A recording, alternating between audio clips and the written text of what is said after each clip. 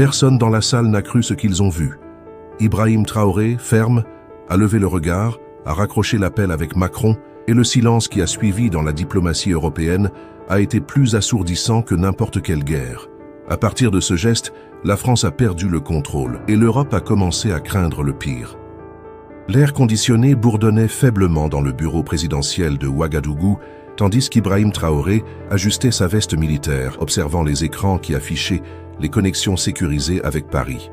Ses conseillers diplomatiques, disposés autour de la table ovale, vérifiaient une dernière fois les documents préparatoires.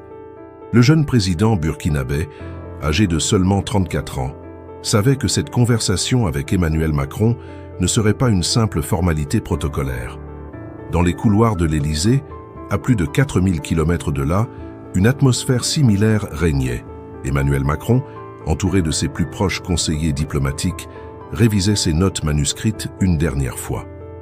Le président français avait tenté à 3 reprises au cours de la semaine précédente d'organiser cet entretien téléphonique avec le dirigeant burkinabé. Les tensions accumulées entre Paris et Ouagadougou depuis plusieurs mois nécessitaient, selon l'Élysée, une clarification urgente.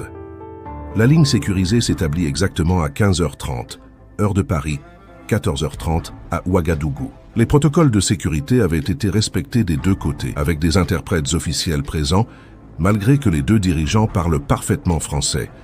Dès les premières minutes, cependant, le climat était palpablement tendu. « Président Traoré », commença Macron d'un ton qui se voulait cordial mais ferme, « nous devons discuter des récentes décisions de votre gouvernement concernant les entreprises françaises présentes au Sahel. Ces restrictions remettent en question des accords historiques entre nos pays. » Traoré, installé dans son fauteuil en cuir, écouta attentivement avant de répondre.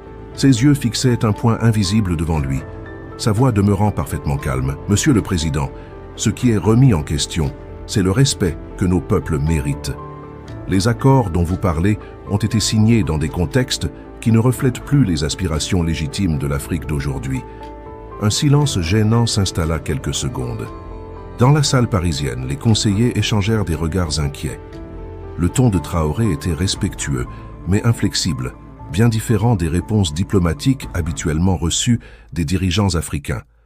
Macron reprit, cette fois avec une nuance d'impatience dans la voix. « Président, nous observons avec préoccupation que cette Alianza dos Estados do Sahel, que vous dirigez avec vos homologues du Mali et du Niger, crée une instabilité régionale préoccupante.